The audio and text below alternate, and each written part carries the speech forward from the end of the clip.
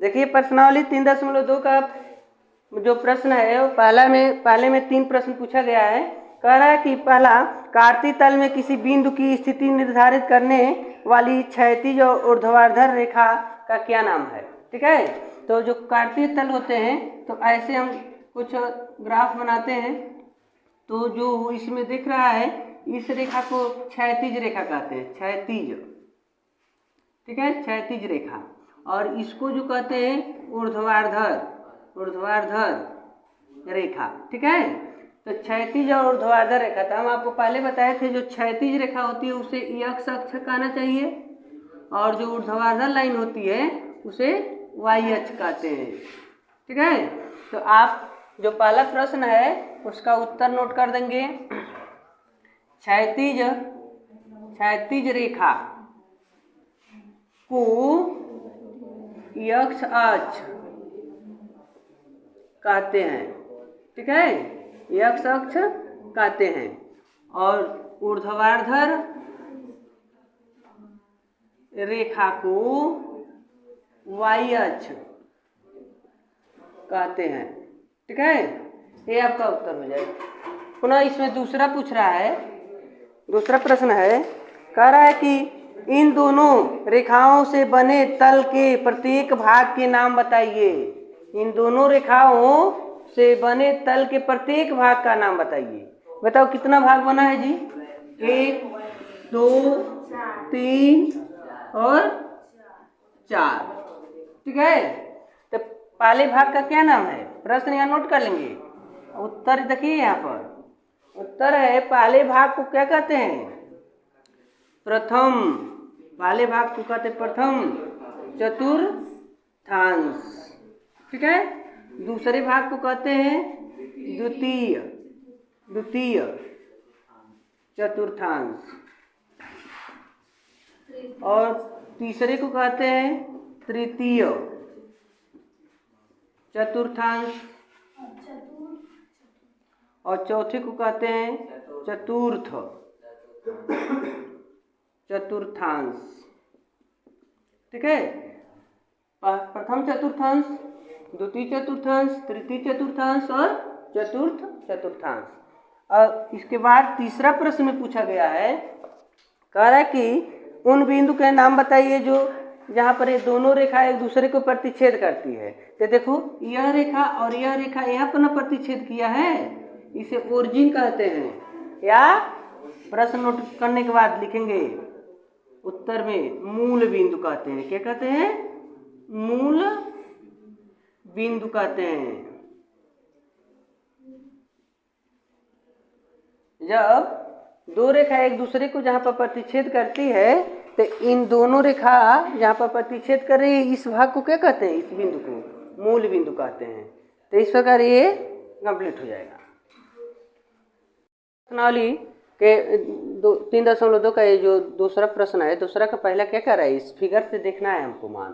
ठीक है, तो इस फिगर में दिया है कि b के निर्देशांक बताइए प्रश्न में, तो हमने कुछ नोट कर दिया है यहाँ पर।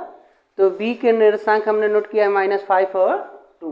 तो क्यों ऐसा किया गया है? देखो b यहाँ पर ना है, तो b जो यहाँ से लाइन आ रही है और एक यहाँ से, तो पहले x अक्ष को नोट करते हैं। तो x अक्ष b x के सामने -5 पर है और y पर 2 पर है, तो यहाँ से -5 नोट करेंगे, यहाँ से 2 नोट कर दिए, इसलिए b का निर्देशांक हमको -5 और 2 प्राप्त हो गया। और c का निर्देशांक इसमें ढूंढेंगे तो c यहाँ पर है। तो देखिए यहाँ से लाइन आई है और यहाँ से एक रेखा खींचा गया है, तो x अक्ष के समांतर रेखा यहाँ -5 से गया है y अक्ष पर, और y अक्ष के समांतर लाइन यहाँ से खींचा गया है। तो पहले हम x अक्ष वाला नंबर को नोट करते हैं। तो +5 है तो +5, और y अक्ष पर -5 से लाइन खींची गई है तो -5 यहाँ पर नोट कर दिया गया है। तो c का निर्देशांक 5 -5 मिल गया। इसी प्रकार निर्देशांक दिया है -3 और -5 किसका निर्देशांक है?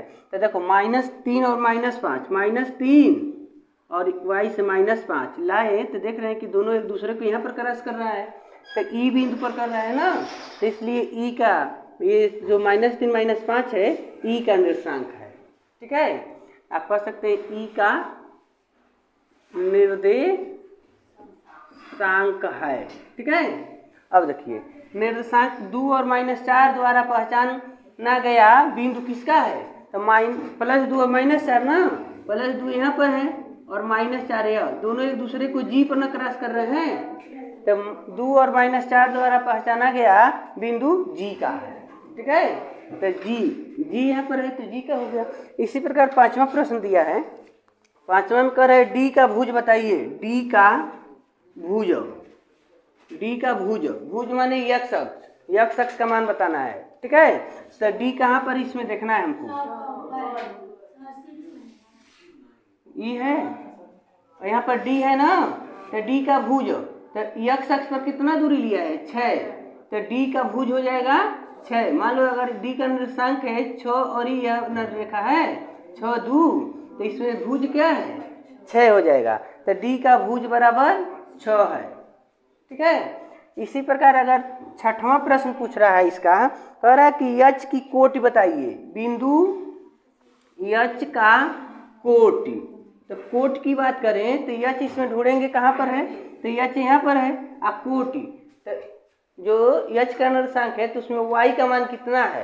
तो पहले देखो यच का निर्देशांक, यहाँ से यह लाइन आया है, यहाँ से यह लाइन आया है, तो यहाँ से मतलब -5 और यहाँ से आने का मतलब -3।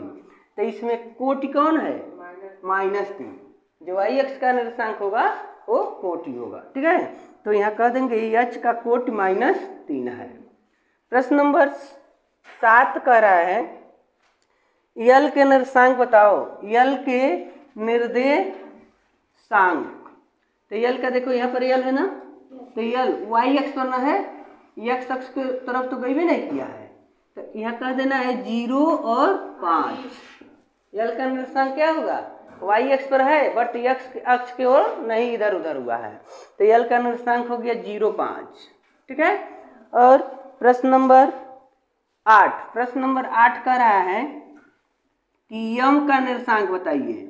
ठीक है, यम का निर्देशांक, तो यम का बता दो यहीं पर। तो यम इसमें ढूंढेंगे हम कहाँ पर है?